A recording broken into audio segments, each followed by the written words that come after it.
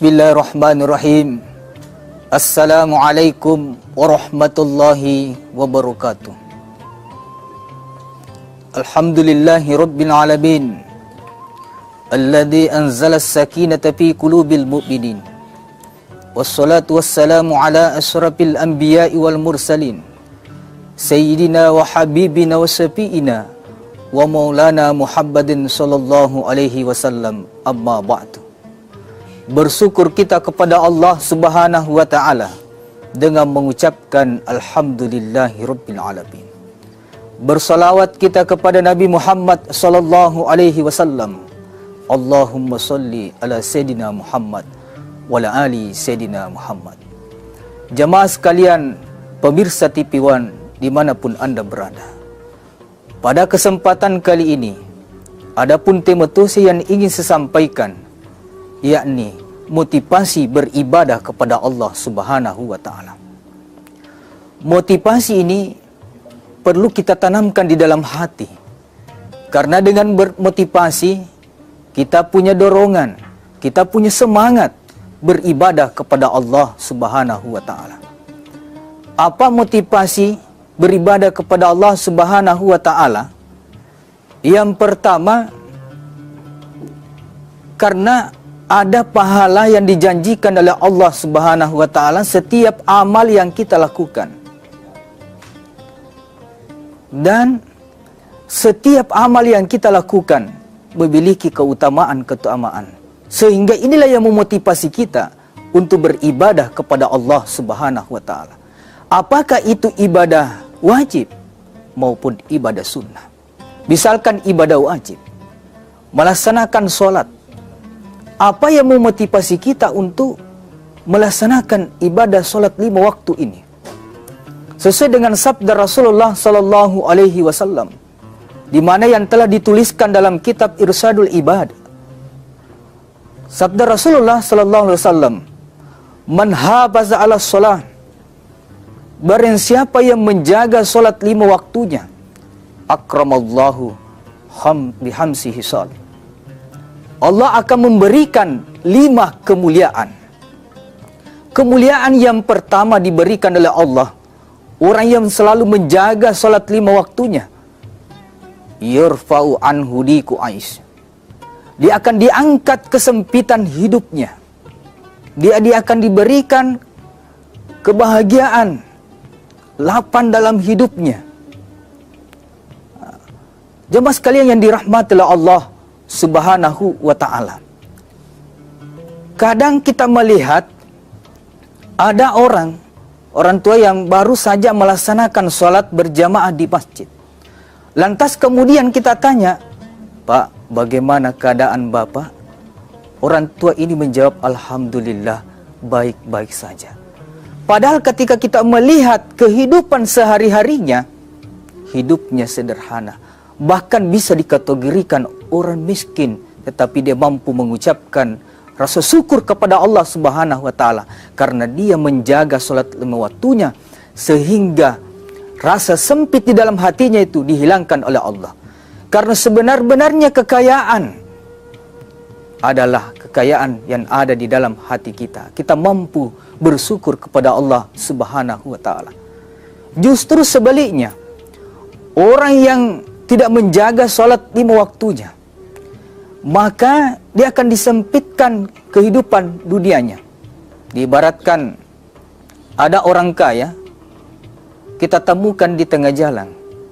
Kita tanyakan, "Pak, bagaimana keadaan Bapak?" Orang kaya menjawab, "Saya ini selalu pusing, selalu stres." Padahal, kenapa Bapak selalu stres? Padahal ketika dilihat kehidupan sehari-hari Bapak ini orang kaya, rumahnya mewah, mobilnya banyak, usahanya bagus. Kenapa kita selalu stres? Apa maksud daripada ini? Memang dia disempitkan hatinya oleh Allah Subhanahu wa taala karena dia tidak menjaga sholatnya. Kemudian kemuliaan yang kedua yang diberikan oleh Allah Subhanahu wa taala, orang yang menjaga sholat 5 waktunya, wa azabul kabri, dia akan dihindarkan dari siksa kubur.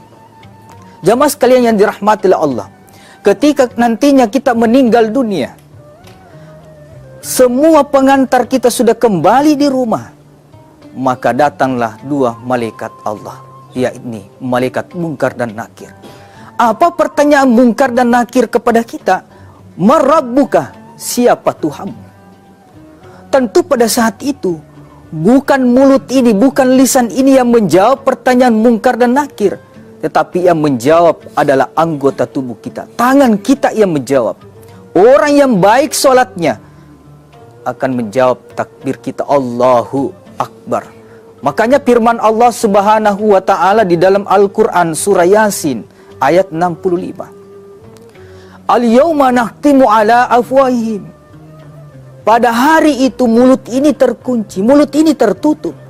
Wa tukallimuna aydihim, tangan kita ini yang akan berbicara. Wa tashhadu arjuluhum bima kanu yaksibun, kaki ini menjadi saksi terhadap apa yang kita lakukan. Tangan ini yang angkat, saya yang mengangkat tangan untuk takbir di hadapan Allah Subhanahu wa taala. Kaki ini yang menjadi saksi. Saya yang berjalan mengambil air wudu, saya yang berjalan untuk menunaikan sholat. Maka ini semua akan menjadi saksi di hadapan Allah Subhanahu wa ta'ala. Pemirsa TV One dimanapun Anda berada, bayangkan orang yang menjaga sholatnya selama hidup di dunia ini akan dihindarkan dari siksa kubur. Bahkan ada hadis mengatakan orang yang menjaga sholat 5 waktunya, ketika setelah ditanya oleh malaikat ini, maka dia disuruh tidur seperti tidurnya pengantin baru. Kadang ada orang yang protestan, hadis ini mesti diganti. Oh, hadis itu tidak boleh diganti. Kenapa kita mengatakan tadi bahwa orang yang menjaga sholatnya akan tidur seperti tidurnya pengantin baru? Ulama kita mengatakan, kenapa dikatakan seperti tidurnya pengantin baru? Karena pengantin baru begitu asyiknya menjadi pengantin baru, maka tentu tidurnya akan nyenyak. Inilah kemuliaan yang kedua didapatkan orang yang menjaga sholat 5 waktunya. Makanya ada satu sahabat Rasulullah yang bernama Utsman. Utsman itu ketika dia berjalan dan menemukan ada kuburan, dia berhenti sejenak, lantas kemudian dia meneteskan air mata. Ketika ditanya oleh sahabat, wahai Utsman, kenapa engkau menangis ketika melihat kuburan?